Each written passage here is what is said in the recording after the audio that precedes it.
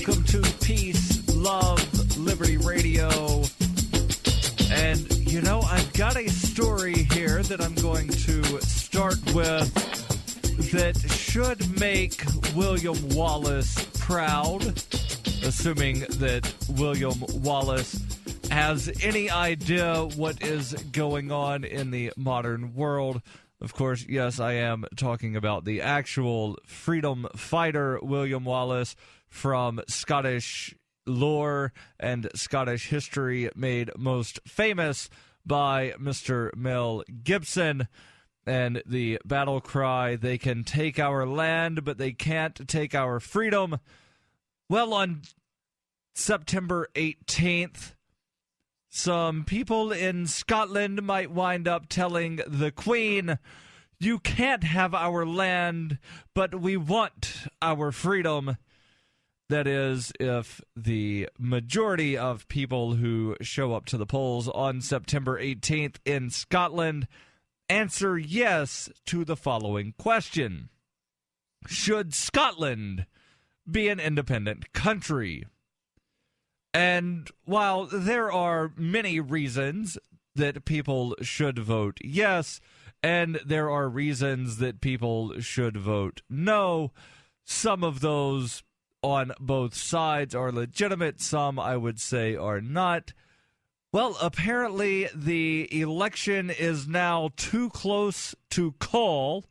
That, according to a recent poll by a group called YouGov, who they surveyed people a few days ago. I'll get into that, but you know, it started off about a month ago when one of the most recent polls started, when the real push for the vote began.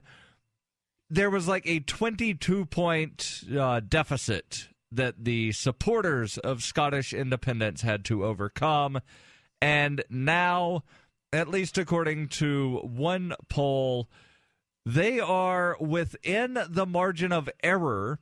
So, meaning, literally too close to call. 51% of people surveyed who responded saying that they would vote and they knew how they would vote, said that they would vote for Scottish independence. There's an article here from the UK Reuters that says the British government is scrambling to respond to a lurch in the opinion polls towards a vote for Scottish independence by promising a range of new powers if Scotland chooses to stay within the United Kingdom of Great Britain and Northern Ireland. British Finance Minister George Osborne said earlier today that plans would be set out in the coming days to give Scotland more autonomy on tax, spending, and welfare if Scots vote against independence in a historic referendum on September 18th. Prime Minister David Cameron had ironically vetoed a third ballot option for greater devolution. That's DEVOLUTION.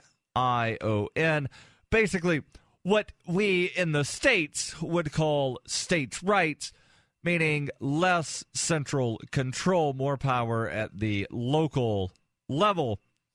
So the British Prime Minister, again, he had vetoed a third ballot option that would have called for greater devolution, betting that the stark choice between yes or no on independence would deliver a clear victory for the status quo as cautious voters turned away from an uncertain future. That looked like a precarious calculation after a YouGov poll that was released in the Sunday Times and showed supporters of independence had taken their first opinion poll lead since the referendum campaign began. With less than 2 weeks to go before the vote, the poll put the yes to independence campaign on 51% and the no on 49%, overturning a 22-point lead for the unionist position in just 1 month. Osborne said, "You will see in the next few days a plan of action to give more power to Scotland. Then Scotland will have the best of both worlds. They will both avoid the risk of separation, but have more control over their own destiny, which is where I think many Scots want to be. Now, I obviously cannot speak for anyone in Scotland, but for me, the appeal of secession, whether it be Scottish secession or New Hampshire secession or the proposal in California to split the state into 6 new states, is to remove at least one layer of government. Of course, in the California situation, they're not necessarily removing a layer of government, but to some of the people out there, they will see it as beneficial because they will bring the state government to a more local level. In Scotland, they would bring the national government to a more local level. They would no longer have the Queen as their head of state. They would no longer have the British Parliament that would be mandating or dictating what they must or mustn't do.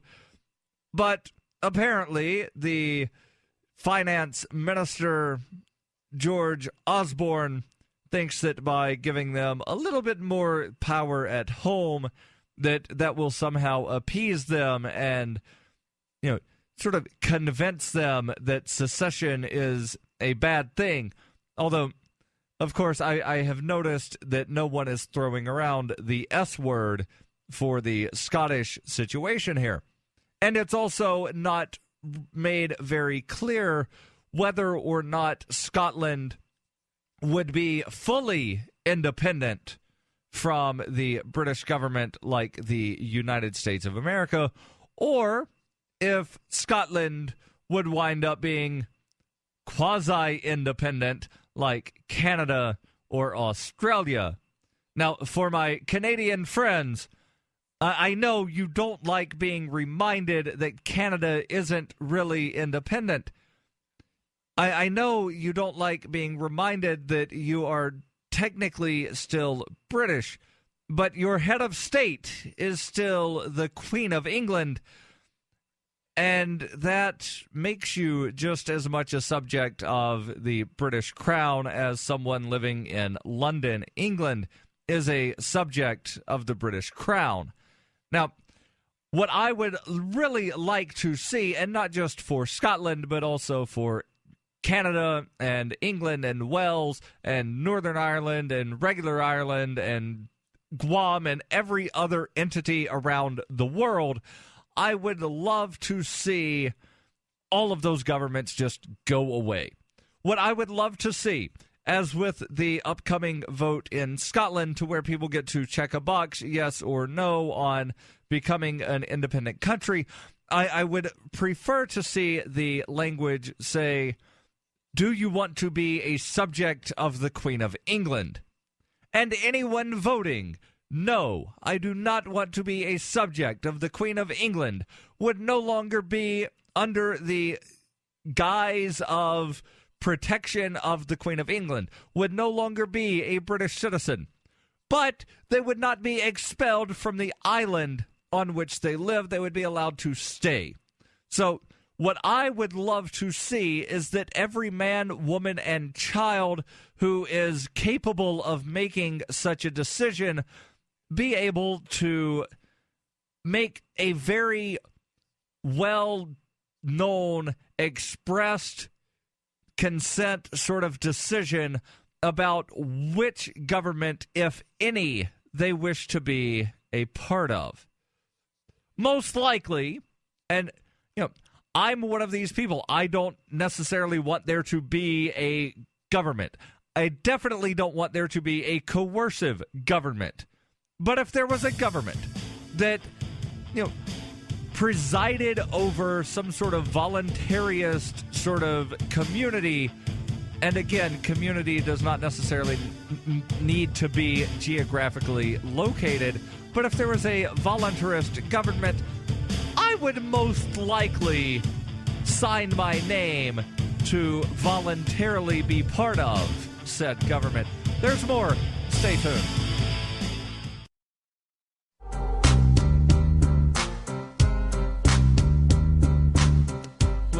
back to Peace, Love, Liberty Radio, online at fppradio.com.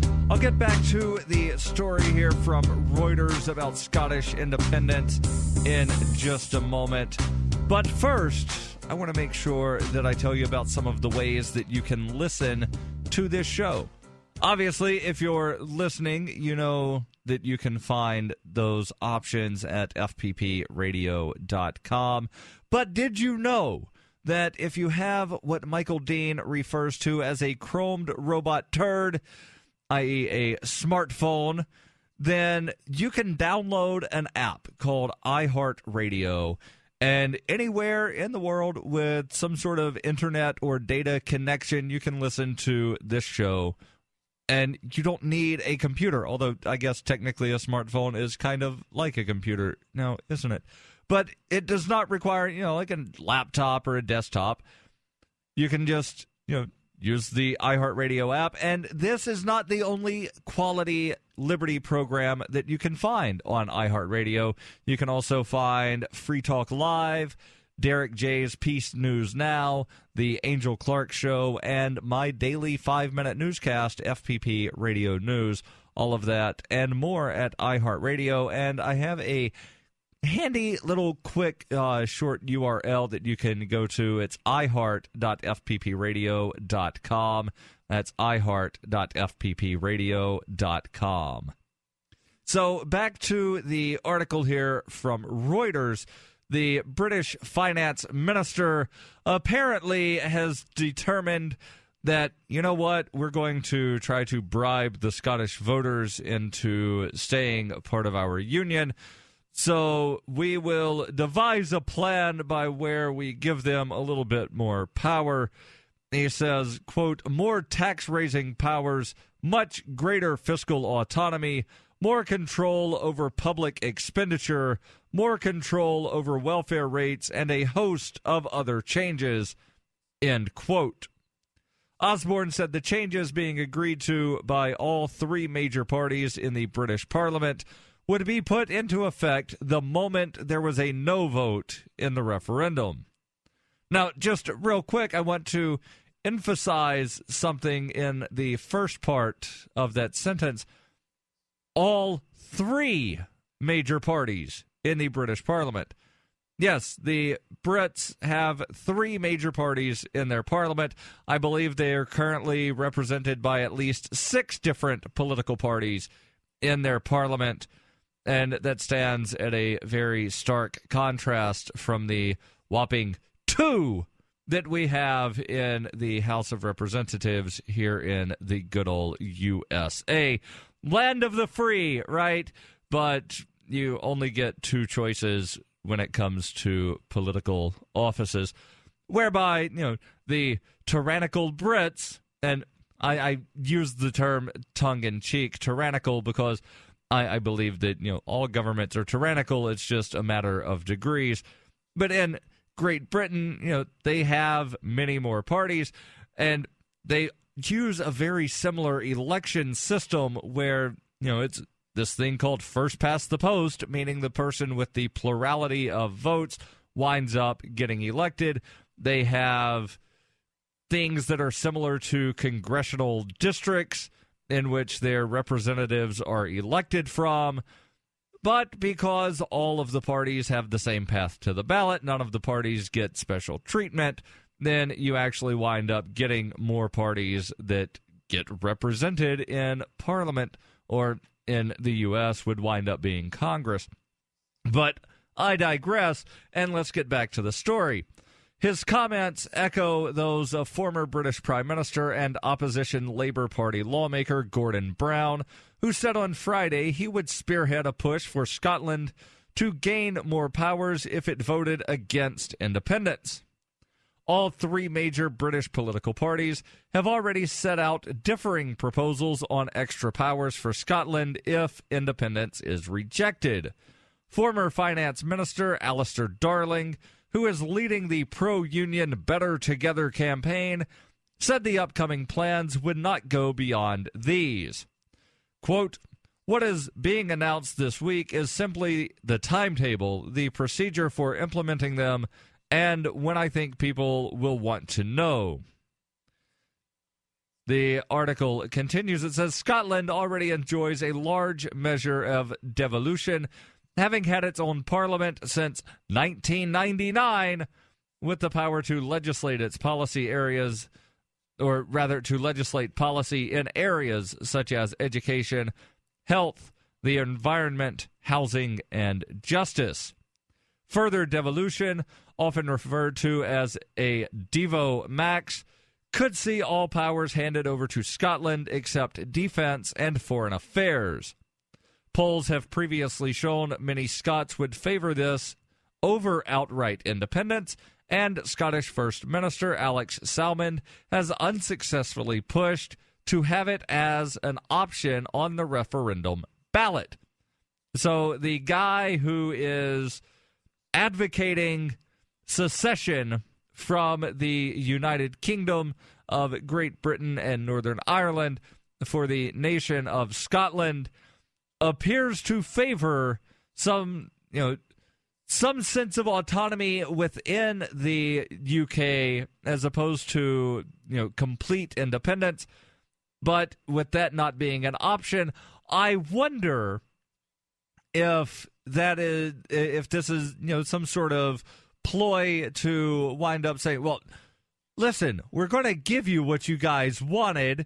There's no need for all this, voting nonsense.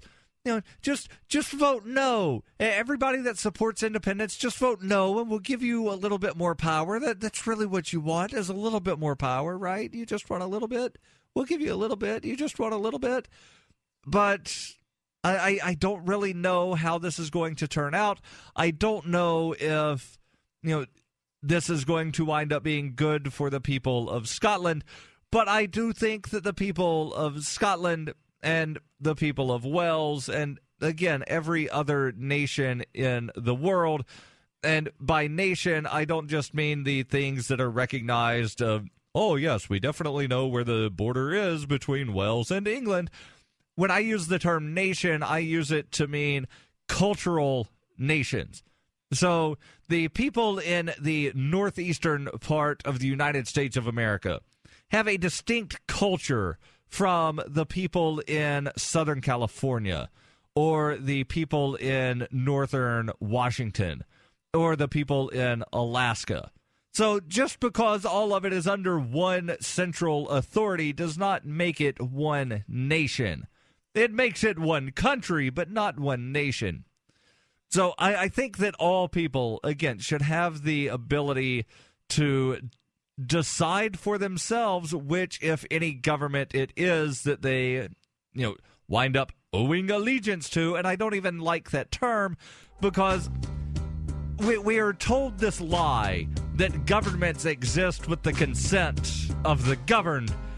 Well, consent, if forced, is not legitimate consent at all.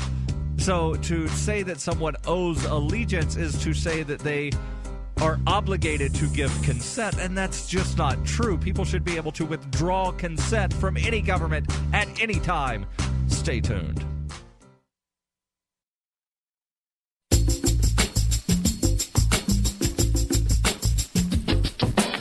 Welcome back to Peace, Love, Liberty Radio. Online at fppradio.com. What exactly is going on in England, or rather in the United Kingdom? Well, apparently the people that don't want Scotland to leave are really, really scared. So they are making all kinds of promises of, if you don't leave, then we'll give you everything you want. And it's kind of like the abusive husband, or in this case, since the head of state in the United Kingdom is a woman, the abusive wife who is telling the husband, please don't go. No, if I can't have you, nobody can. So the finance secretary is making promises to the people of Scotland. And, well, some of the people in Scotland aren't buying it. Nicola Sturgeon, a deputy leader of the pro-independence Scottish National Party, welcomed the YouGov poll result that showed that independents had a 51 to 49% lead as a very significant moment in the campaign, but rejected talk of more devolved powers for Scotland. She told Sky News, "I don't think people are going to take this seriously. If the other parties had been serious about more powers, then something concrete would have been put forward before now. And remember, the other parties were desperate to keep that option off the ballot." So remember that. The parties that are now saying, we'll give you more autonomy, were the ones that were adamant that we'll give you more autonomy, not be put on the ballot. The head of the Scottish National Party, Alex Salmond, described the plans as a panicked measure, saying, quote, "This is a panicky measure made because the yes side is winning on the ground. They're trying to bribe us, but it won't work as they have no credibility left." He added, "This is a ridiculous position being put forward by a campaign in terminal trouble. They have failed to scare the Scots. Now they are trying to bribe us. That won't work because people have come to the realization that we can take the future of this country into our own hands." After months of surveys showing nationalists headed for defeat, recent polls have seen the gap narrow to the extent that they raise the real prospect of secessionists being able to achieve the goal of breaking the 307-year-old union with England. YouGov President Peter Kellner, wrote on his blog, "A 2-point gap is too small for us to call the outcome, but the fact that the contest is too close to call is itself remarkable, as Better Together seem to have the victory in the bag." That, of course, referring to the once 22-point lead that the Better Together campaign had over the people advocating for secession from the UK. He adds, "In the past 4 weeks, support for the Union has drained away at the astonishing rate. The Yes campaign has not just invaded no territory, it has launched a blitzkrieg." And that being the Yes campaign invading the territory of people saying, we're voting no. The article continues, it says, "A separate poll, also released today by Panel Base, commissioned by the Pro-Independence Campaign, showed support for a breakaway rising, but still short of a majority at 48%. When undecideds were included, that fell to 44. It does not say what the percentage of people that oppose independence would be, although, obviously, if you don't include the undecideds, then it's 52%. But what does that shrink to once the undecideds are included? It does not say.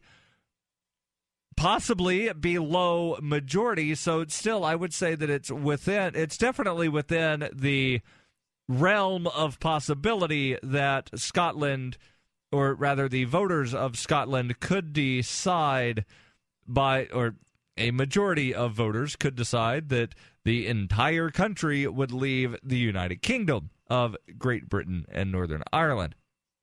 The article here continues. It says, "The late showing by the independence camp has hit sterling on the foreign exchange market and electrified Britain's political classes as they returned from summer break. The pound, being the money used in England and the rest of the UK, the pound suffered its worst week against the dollar in more than a year after YouGov's last poll showed a sharp narrowing in the lead of the anti-independence campaign. Howard Archer, chief UK and European economist at IHS Global Insight, said, sterling looks to be set for another challenging week. While there will likely be a significant reaction early on in the week, how much further the pressure on sterling ramps up will likely depend on whether polls continue to show the yes vote improving. A vote to break away would be followed by negotiations with London on what to do about the currency, national debt, North Sea oil, and the future of Britain's nuclear submarine base in Scotland ahead of the independence date penciled in for March 24th, 2016. So even if the peoples of Scotland decide that they no longer want to be part of the United Kingdom of Great Britain and Northern Ireland, then it would still be about a year and a half before they actually see independence. The article here from Reuters concludes, it says the pro-independence side has said it believes the rest of Britain would agree to a currency union in the event of a Scottish breakaway, allowing the new state to use the pound. This has been rejected by Britain's three main political parties, and Osborne remained adamant on Sunday, saying, "No ifs, no buts. We will not share the pound if Scotland separates from the rest of the UK." So, again, the government of the United Kingdom of Great Britain and Northern Ireland, again, trying to use scare tactics and fear-mongering to get the result from the election that they want. Now, one thing that is not really being mentioned here at all as a possibility for a currency to be used by the people of Scotland is the euro. Now, I'm sure that there are, some kind of rules in place that, like a brand new country that starts yesterday can't use the euro. I don't know what all of those rules are, but it's definitely a possibility of something that could possibly maybe wind up being, negotiated. Or Scotland could, like a bunch of countries around the world, just declare the U.S. dollar to be their national currency and declare it to be legal tender. And I know what you're thinking. Why would they do that? I don't know, but why would Ecuador declare the U.S. dollar to be their national currency? Well, because they had problems with their central bank, and U.S. dollars happen to be in circulation down in South America. There are a lot of island nations in the Caribbean that have the U.S. dollar as their official currency. And dollar is not, that's a common name for currencies. So they could also say, you know what, we're going to use the Canadian dollar or the Australian dollar. Or, by golly, we'll start up the Scottish dollar. Or, here's another idea. Don't have an official government currency, don't declare legal tender, and let people use what they want. How about that? Let people use gold, silver, Bitcoin, whatever it is that they want, and you don't get involved with it. Stay tuned, there's more coming up next on Peace, Love, Liberty Radio.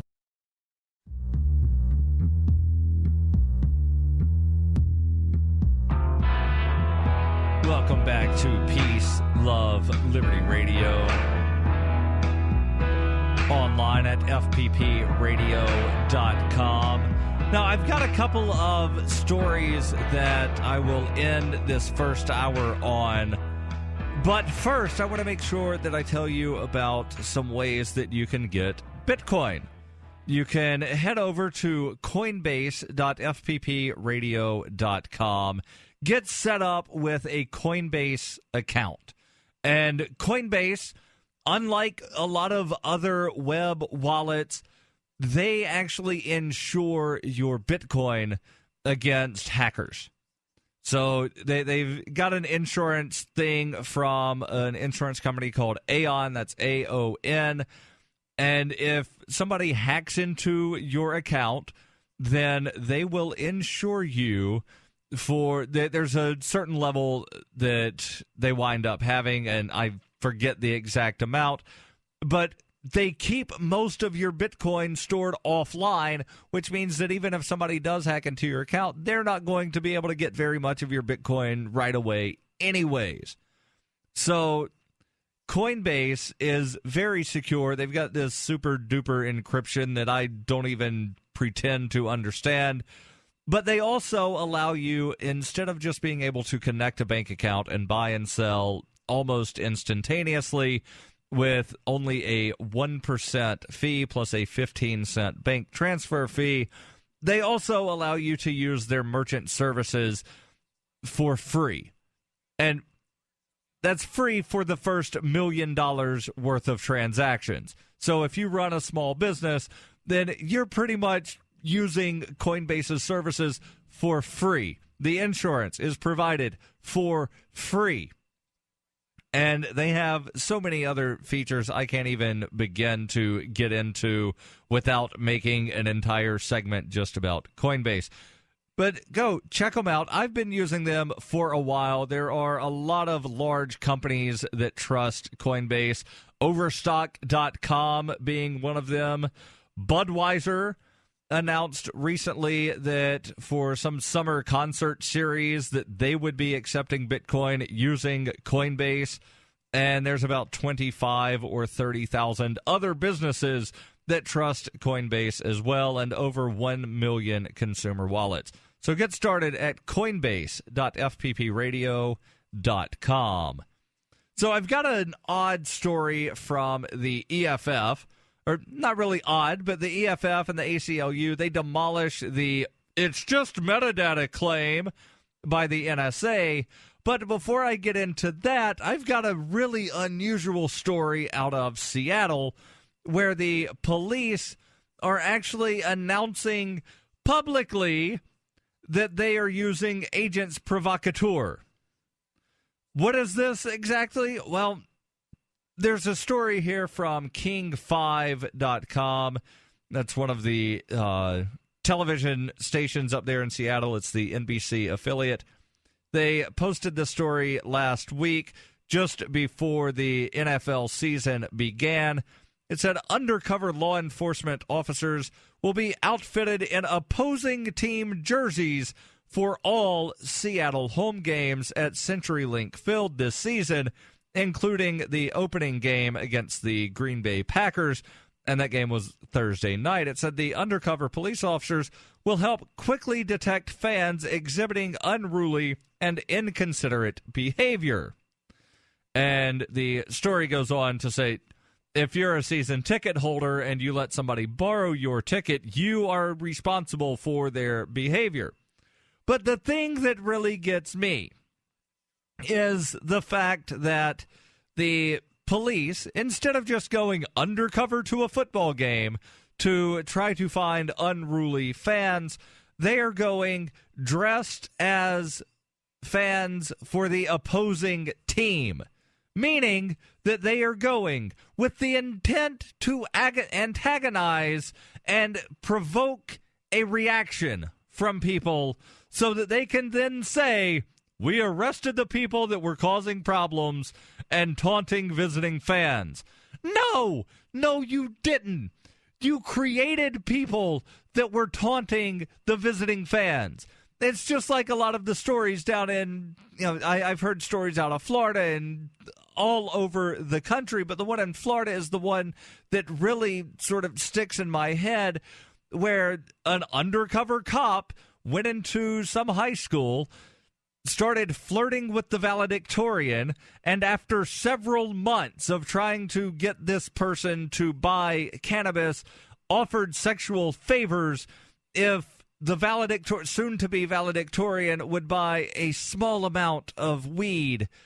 And so, being a teenage guy and thinking with his teenage hormones, decided, you know what, okay, I'll do it, and then I'm going to go get lucky.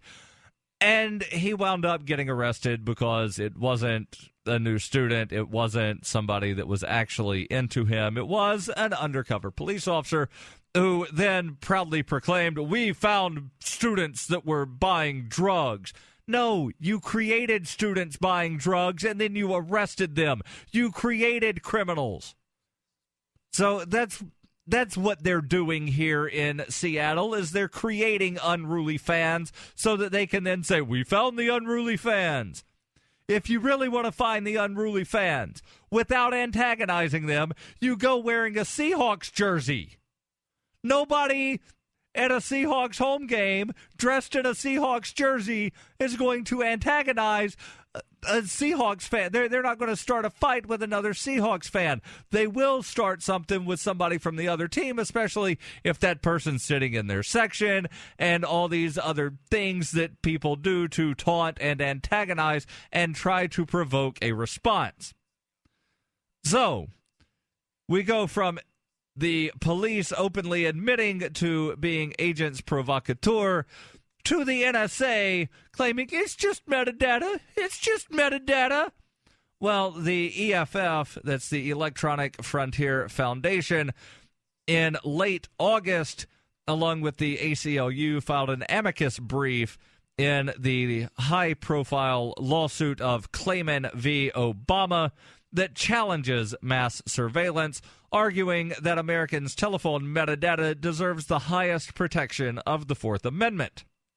Larry Clayman, a conservative activist and founder of Judicial Watch and Freedom Watch, was among the first plaintiffs to sue the NSA over the collection of metadata from Verizon customers that was detailed in documents released by Edward Snowden.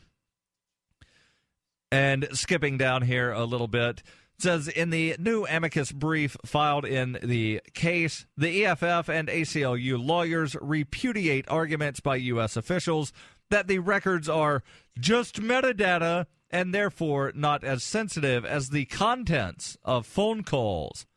Using research and new case law, the civil liberties groups argue that metadata, such as who the individuals called, when they called, and how long they spoke, can even be more revealing than conversations when collected en masse. EFF legal fellow Andrew Crocker says metadata isn't trivial. Collecting on a mass scale over a broad period of time, metadata can reveal your political and religious affiliations, your friends, your relationships, even whether you have a health condition or own guns. This is exactly the kind of warrantless search the Fourth Amendment was intended to prevent.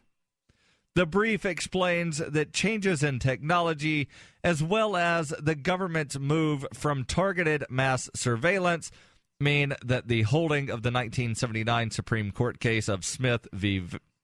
Maryland that the government relies on, often called the third-party doctrine, does not apply.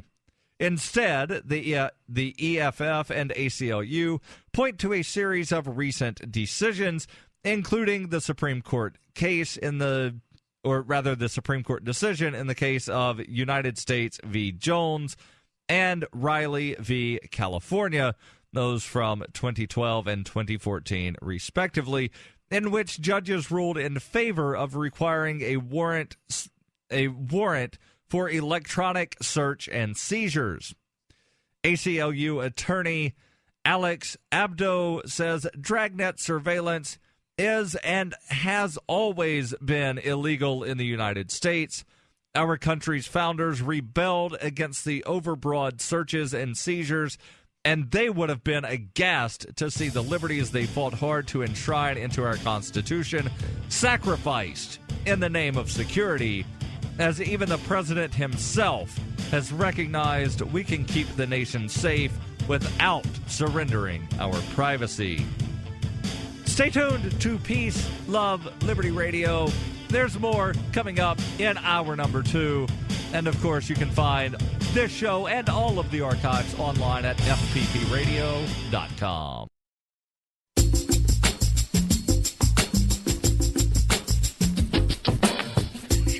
Welcome back to Peace, Love, Liberty Radio, online at fppradio.com. This is hour number 2, which means it's interview hour. My guest in studio. This is a very special, rare treat for me and you as well is an in-studio guest.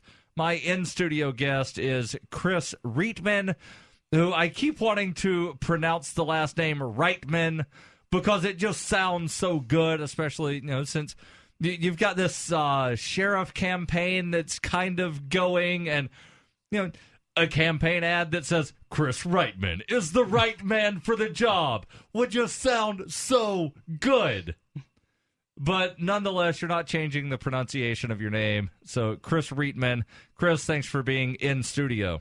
Thanks for having me, Darryl. I appreciate it. So, you can give a much better introduction of yourself than I can.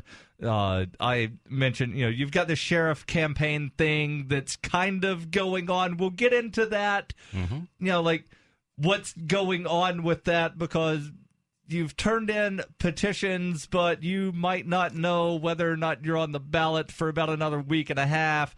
And I'm actually going to be heading to Concord with you in a week and a half to sit down and talk with the Secretary of State. Ooh, that's going to be fun. Mm-hmm.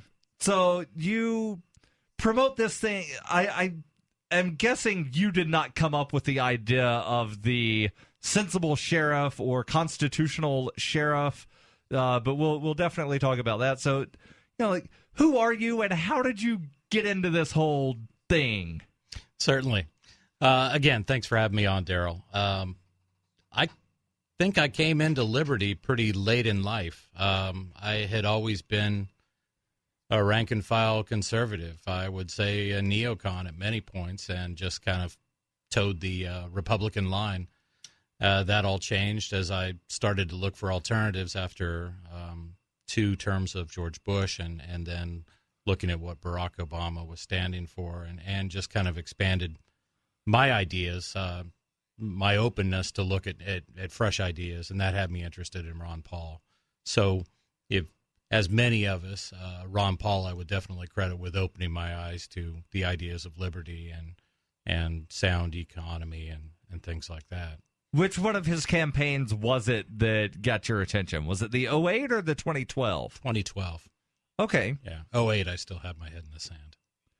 Yeah, a lot of people that got involved in the Ron Paul 2008 campaign realized after the first 6 years of Bush that, hey, maybe these Republicans aren't really small government after all.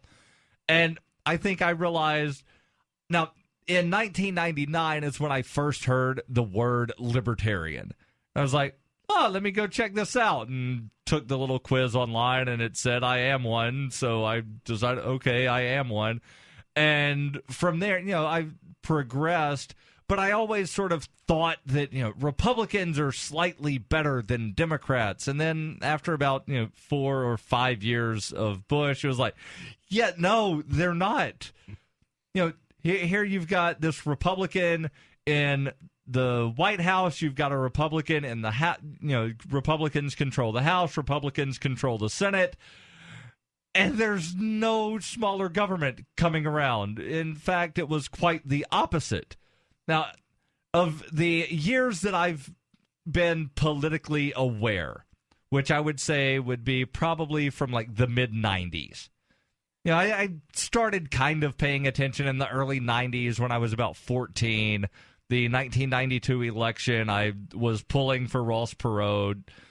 Had no clue there were any other candidates running. Just knew, Bush, Clinton, Perot. And I was like, of these 3, I like Perot. He makes sense. And he's got pie charts. So how can you hate a man that has pie charts and is a billionaire?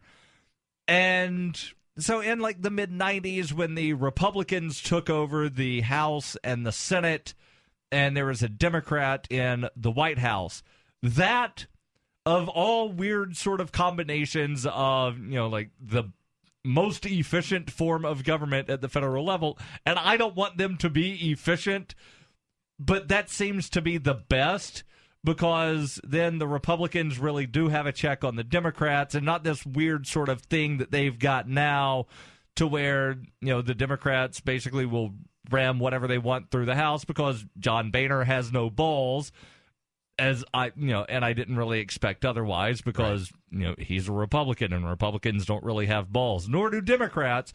but they do like, giving this illusion of difference. And you really only see that when it's Republicans controlling both houses of Congress and a Democrat in the White House. I'd agree with that. And interestingly, I mean, and just to kind of move into the idea of constitutional sheriff, a lot of the ideas of constitutional sheriff came out of that exact era. So to give a little bit of history on that, I think the phrase constitutional sheriff started with Sheriff Carl Mack, who runs the Constitutional Sheriffs and Police Carl Mack or Richard Mack? Richard Mack. I apologize. Okay, I didn't know if it might have been like his brother or his father. No, thank you for correcting me. But the sheriffs and all law enforcement were asked to enforce the assault weapons ban that came up under Clinton. Right. And when he was presented with that and presented with some very specific things that they wanted him to do, he said, no, I'm not going to do that. That's unconstitutional, and I can be my own judge of what constitutionality is. I'm not going to enforce that. So he actually, took him to court over it, and it went through the court system and finally ended up at the Supreme Court. The Supreme Court found in Mack's favor. So as far as I know, the only time in history that a county sheriff actually took the president to court and won, which is pretty impressive. But I think what he demonstrated there was a sheriff is an elected official. He is the highest elected law enforcement official in most counties. I say most counties because some counties do select them. They're an appointed position. Right. But most of the time it's an elected position. And some states have done away with sheriffs altogether. I believe Connecticut does not have sheriffs at all. Interesting. So who oversees the county sheriffs, or do they have county police? Like, what is sort of the, I guess, the hierarchy of police there, if you will? As I understand it, they have a very strong state police force, and I'm not sure who does things like search processes and warrants and things like that. But that's kind of where it's at. But the idea of having this person who is elected directly by the people and is sworn to protect them and to serve them, I think is very fitting, a very fitting role to be in a position to defend the people against what can be an egregious government, an overreaching government. And that's what Mack took on. Okay, so there's, this myth, and I'm going to continue calling it a myth until I wind up, seeing more than one example of, a sheriff who took on the federal government on one issue and won, from some of the people that they might be called sovereign citizens or, constitutional advocate. I'm not really sure what to call them, but they promote this myth that the sheriff is the most powerful man in the country. The sheriff could arrest the president for any crime at any time if the president walks into his county. But I've seen the amount of security around a president, and there's no way that a sheriff is going to get that close to the president, unless, of course, there's some, campaign fundraiser and the sheriff is there, with the president because they're members of the same party. So how do you answer this thing about, like the president or the county sheriff being able to arrest the president of the United States of America?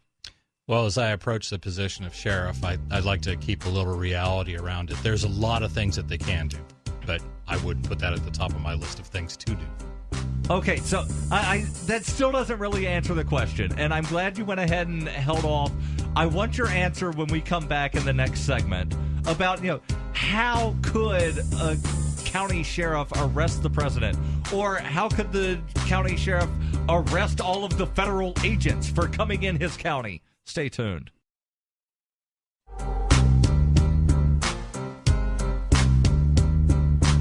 Welcome back to Peace, Love, Liberty Radio. Online at fppradio.com. My guest is Chris Rietmann, He has a website, sensiblesheriff.com. You can tweet him at sensiblesheriff. And Chris, I had asked the question, and you had a couple of minutes to sort of jot down some thoughts on this, about the claim that the sheriff is, essentially the most powerful man in America. Some would dare say in the entire world, because the sheriff could arrest anybody at any time for any offense, including, in theory, the president of these United States of America. So how do you sort of answer that claim? And I've really only ever heard the claim come from people that advocate this sort of constitutionalist, quasi-sovereign citizen sort of thing of, there's secret words that you tell the judge, and then he dismisses your case. I like to try to separate a little bit of the hyperbole from reality and what we really should be pursuing. So, okay, the president comes into your county and he's violated the law and you want to seize him despite all his Secret Service agents.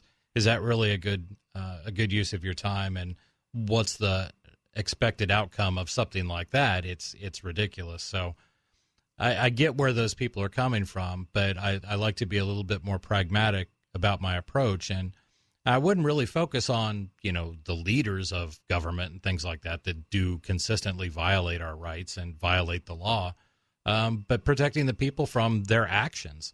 And that's something you definitely can do. And as in the case with Sheriff Mack, simply by refusing, it's kind of a law enforcement equivalent of nullification. You can pass any unconstitutional law you want, but that doesn't mean that I'm going to enforce it, and that I have some discretion in how I have my deputies and myself spend their time. Now, drug laws are a good example. There are a lot of sheriffs around the country right now that, despite the war on drugs and all the money they can get, they choose not to spend their time that way. They feel that their time is better spent protecting life, property, and liberty than trying to fight a bogus war on drugs. Do you know if any of those sheriffs across the country that aren't really, going out fighting the war on drugs? Now, I'm sure people still get arrested for drugs in those counties, but, obviously that's not their focus. But do you know if any of these sheriffs have ever attempted to prevent the DEA from doing a raid in their county?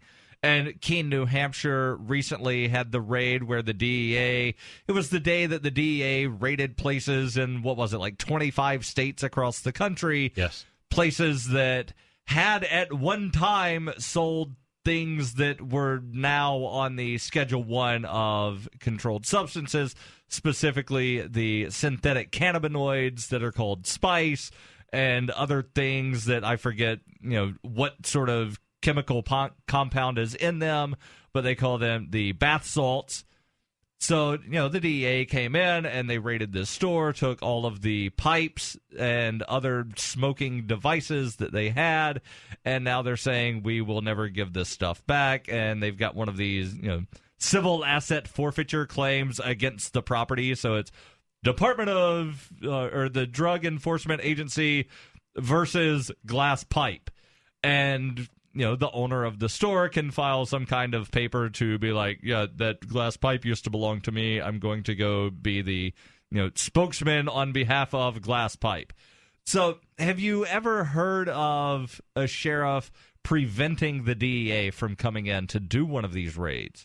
I'm not familiar with a specific case where they did that, where they actually stood up and stood between DEA agents and a novelty store for all intents and purposes. I'd love to be that guy, because I absolutely would.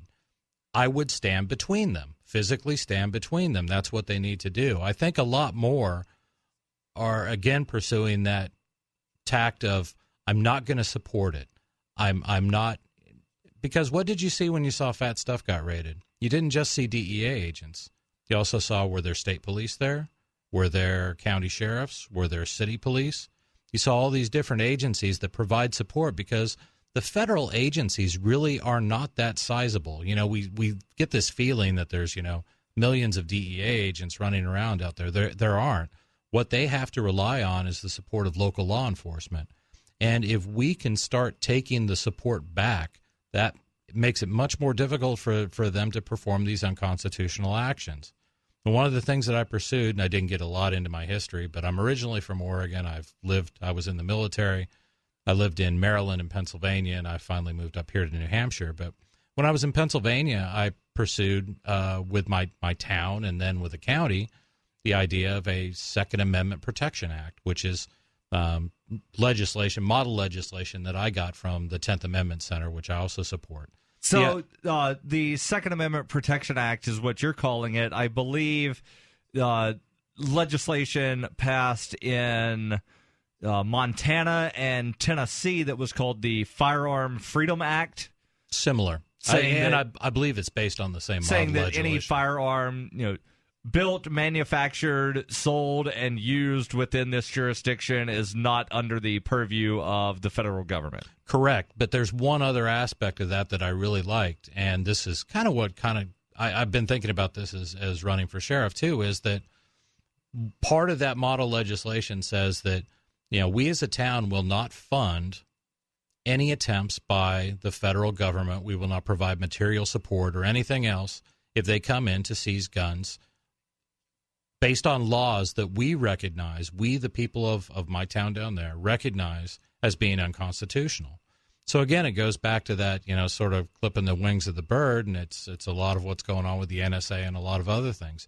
That same tactic can apply to a lot of different areas. When we see the government exceeding its power and we're the victims of it, we can choose, first of all, not to enforce their laws, not to provide them support when they try to enforce their laws. And then, if it comes down to it, stand in between and arrest if necessary. I would have no issue with arresting federal agents that come to take your guns, that shut down legitimate businesses. That's just who I am and what I stand for. And I've made my positions very clear on that on my website and with a number of people. And a lot of people that advocate this sort of, grassroots sort of power of, we can arrest the feds, they rely very heavily on the U.S. Constitution. Certainly. And I don't believe that the U.S. Constitution has any validity outside of the District of Columbia, because the federal Constitution is a document that was supposedly written to, legislate the government, give rules by which government interacted at the federal level. It was never intended to be, these are all the rules that all the states are supposed to abide by. And every state has their own constitution. So when we come back, I want to read you the firearm protection that's written into the New Hampshire Constitution, and screw the Second Amendment. Stay tuned.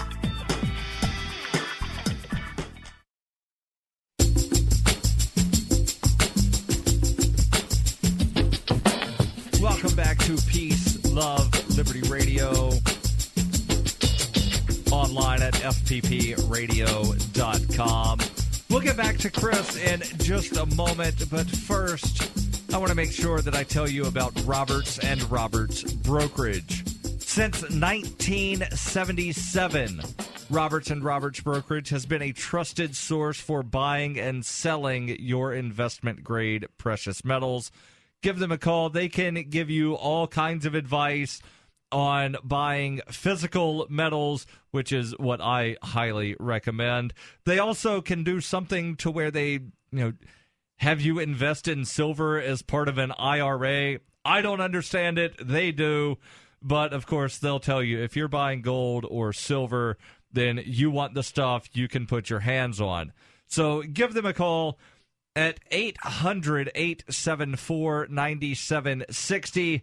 And by the way, they take Bitcoin. They don't support the banks. They don't take credit cards, but they do take Bitcoin for purchasing precious metals, so you can turn some of your profits into a long-term investment.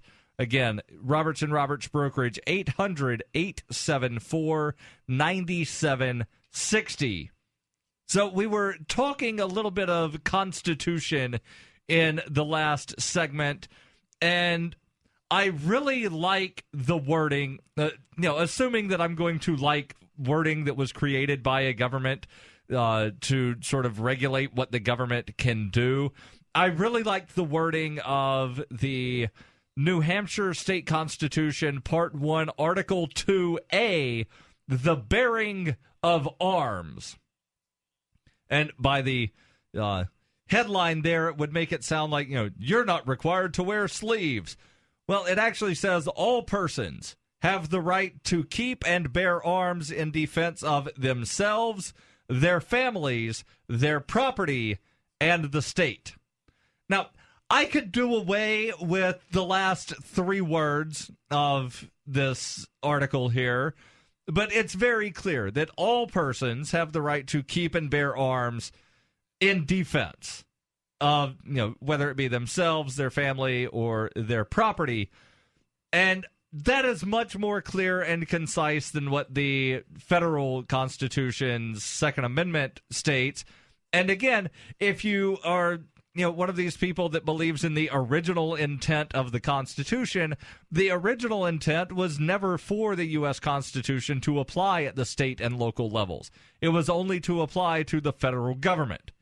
And, of course, they've got this thing in there, the Interstate Commerce Clause, which then gives them the supposed authority to then regulate anything. Well, because at some point in the future, it might cross state lines.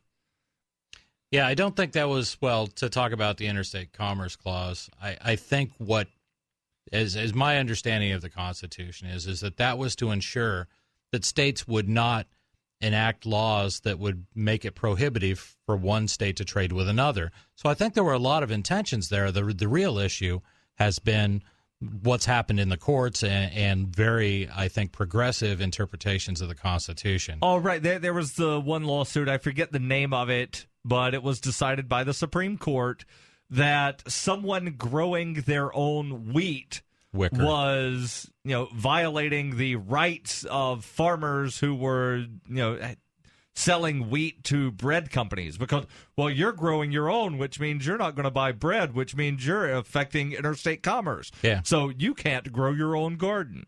And I think we really saw these blow up in the early 1900s during the Roosevelt and the Wilson eras, and then on through FDR. It just got out of control, and that was the era of big government. All through the 1800s, it wasn't nearly as bad.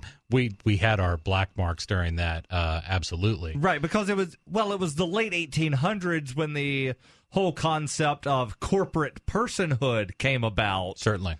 Because before then, a corporation existed for a term of years, not in perpetuity. Yeah. And I think what we saw in the late 1800s, say mid to late 1800s, and definitely through the 20th century, was this trend away from the ideas of states being sovereign states. The United States of America is a very clear statement. It says that all these states, these individual sovereign states, are all united under this single, what's the word I'm looking for? Sort of union that have certain things in common and that they can work together to accomplish. And that's, to me, not a bad idea. If you have to choose a form of government because people just can't seem to rule themselves, then, okay, that's not your worst compromise. And pragmatically, I think that's what we have to keep in mind. We can talk about how the Constitution shouldn't mean anything and none of this should mean anything, but the reality is it's there, it's entrenched, it's been there for 250 plus years. There are people, that have badges on their chest and insignia on their arm and weapons that they will use against us that they believe that it, means something. They believe that it means one thing. We might think it means something else. A judge might think it means a third thing. But, they literally are the gun in the room. Sure. And you're just trying to sort of, have them lower the gun, if you will. I would be happy to be the other gun in the room, too, saying that you have exceeded your authority, and what you are doing is contrary. And you brought up a great point about talking about state constitutions. You're violating state constitutions. You're violating your own federal constitution. I believe that. The people of this county who would elect me believe that. Therefore, you're not welcome. And these laws are not seen as anything other than null and void here. And you were telling me about one of the sheriffs in Pennsylvania, a guy that you know. Sure. That he's going through an interesting situation right now to where he's actually trying to protect the rights of gun owners in his county. I would say he's trying to protect their rights, their privacy, and ultimately their safety. So you were talking about New Hampshire's amendment to protect their right to keep and bear arms. Pennsylvania's is pretty good, too, because I like these. The right to bear arms, the right of the citizens to bear arms in defense of themselves and the state shall not be questioned. Again, a very straightforward statement, which most states have. That's actually not as straightforward as I would like it to be. And here's why. Because there's the legal word citizen, which means that if you are not, somehow deemed to be a resident of Pennsylvania, then they could infringe or question your right to own a firearm. So if you claim to be a resident of New Hampshire, that does not mean that makes you not a Pennsylvania citizen, which means that they could prevent you from driving through their state with weaponry. There's a million ways that they would try to get around stuff like that. So you're asking about the case of Sheriff Nace, and that's Nace if anybody wants to Google it. He's the sheriff of Perry County, Pennsylvania. And no relation. They exactly.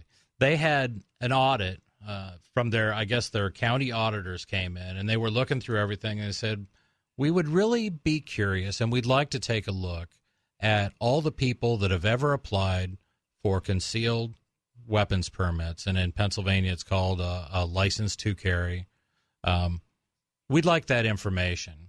And the sheriff said, no, there's no way I'm giving you that. There's no reason for you to possess that. You have no lawful reason. And secondly, that really violates the privacy of the people that have applied. And I'm not going to do it. I'm not going to comply. Sheriff Nace has been taken to court by the auditors over this right now, and he's fighting the good fight. He's not giving them up, and he shouldn't. The counter argument, the argument that they're using is, and a lot of people, we need to break. We can talk about this afterwards. Not just wrap it up real quick. Yeah. But the argument is that the people have a right to know who has guns. And that's what he opposes, and that's certainly what I oppose. Well, I think you should just assume that everyone is carrying a gun, and then maybe people will be nicer to one another. That's how I do it. Stay tuned. We'll be back with more on Peace, Love, Liberty Radio.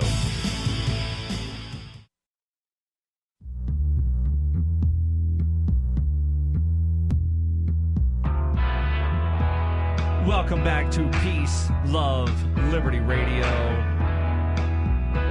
Online at fppradio.com. So I found a little bit more information about the Perry County, Pennsylvania situation where Sheriff Carl Nace is being sued by the auditors of Perry County. They had a hearing on Tuesday of last week where they brought in the county judge from Huntington County. The prosecutor, or rather the attorney for Berks County, is representing the sheriff of Perry County. So it's this weird sort of, menage a trois sort of thing. But at issue, aside from just the privacy of the applicants, at issue are seemingly two conflicting statutes. One that gives county auditors free reign to audit offices without exception, and the other that makes it a felony to disclose the name of an applicant for a permit for concealed carry unless to a law enforcement officer or the person who filed the application. So it seems as though Carl Nace, in addition to protecting the privacy, is also trying to prevent himself from being forced to commit possibly hundreds or thousands of felonies. So, I'll definitely keep an eye on this as it progresses. Again, they just had the preliminary hearing on Tuesday. The auditors weren't even at this hearing. So it's going to be interesting to see how this proceeds. And it's also going to be interesting to see how the ballot access for the Chris Rietmann for county sheriff proceeds. I went up with you on Wednesday of last week, and you attempted to turn in a large stack of petitions. And after reading the statutes after we left, I realized that, I think the Secretary of State's office just violated their own rules. Because you've actually got the wording, and we're not going to read the legalese of the statute, but it basically says that they are to accept everything as valid and then only go through and do, each signature count if someone challenges, and then it specifies a day, and that day would be tomorrow. But because she refused a large stack of your petitions, then she, you were told by others within the Secretary of State's office and this lady as well that, well, there's this thing called the Ballot Law Commission. You can go talk to them. And, yeah, I know it's chaired by the guy that oversees all of the elections and doesn't want any of the ballot laws changed, but he chairs it, so you go complain to him, and then what? So you've got about 24 more hours to file this objection with the Secretary of State, and then the hearing is going to be September 18th. So just sort of walk us through the process, because a lot of people don't realize what goes into trying to get on the ballot in some places as something other than a Republican or Democrat. Right. Well, that's the big thing. Republicans and Democrats pretty much control most legislative bodies. Yes. And as such, they write the laws around ballot access. And in a lot of areas, and Darryl's a real expert on this stuff, and I am not, in a lot of areas, they put a lot of effort into trying to keep third parties and independents off the ballots. That's in their best interest. I get that. So what I ran into, first of all, if I run for county sheriff as an independent, I am not immediately placed on the ballot because I'm the only independent running, like a Republican or a Democrat would be. They pay their $10, they're on the ballot. That's it. For me, I had to get nomination petitions signed, and that is 150 distinct pieces of paper signed by residents of my county, Cheshire County, and they have to be, according to their rules, registered voters. Yeah, and it's not residents, it's inhabitants in New Hampshire. There is a slight distinction, but there's been lawsuits that have gone through the courts in New Hampshire over the use of the word inhabitant, resident. So in New Hampshire, it's inhabitants who have the right to vote, but they must be registered voters that sign your piece of paper. Allegedly, yes. So that's what I've been up against. So we collected a little over 160 because, hey, the limit was 150. All these people said they were registered voters. They said they lived here, and you go around to each individual town that they live in, and they're the supervisor of the checklist has to go through each one individually and say, yes, this person is on our rolls as a registered voter, or no, they are not. And after we went through that whole process, we saw a couple things that popped up. Number one, we had towns that completely refused to verify any of our signatures. They said that, well, you dropped them off at our town offices, but we don't know what time you dropped them off. We had that. We had people, my own application, my own nomination paper was actually refused because the town didn't believe that I could actually nominate myself, even though that's perfectly legal. This is not they gave you yours back, and I thought that was the one that you had laying. I was just going to hold it up for the webcam for anyone that is watching the webcam on LRN.FM. They would have then been able to see Chris Rietmann's signature on the nomination paper for Chris Rietmann, and then the spot where the supervisor of the checklist validates. Well, just blank. We don't think you can sign to get yourself on the ballot, so we're not going to accept this one. So we had that going on. We had towns that missed the deadlines that were required by the Secretary of State and required by law for them to have them back to me. And then we had this issue in Keene. And Keene was unusual because almost every town, unless I had say they had 3 people to be verified, and they accepted 2 of them and discarded 1. Okay, that's 66, 67%. Everybody else was 80 to 100%. Most of them were 100%. Keene was 70, which was abnormally low, and that was the one that really put me below my limit of what I needed to have. As we dig into this, we find out that the gentleman that supposedly went through this entire process of comparing my names against the checklist of registered voters is not authorized by law to even do that. Wait, so you're telling me that some government official violated their own laws? Repeatedly. So what's the recourse?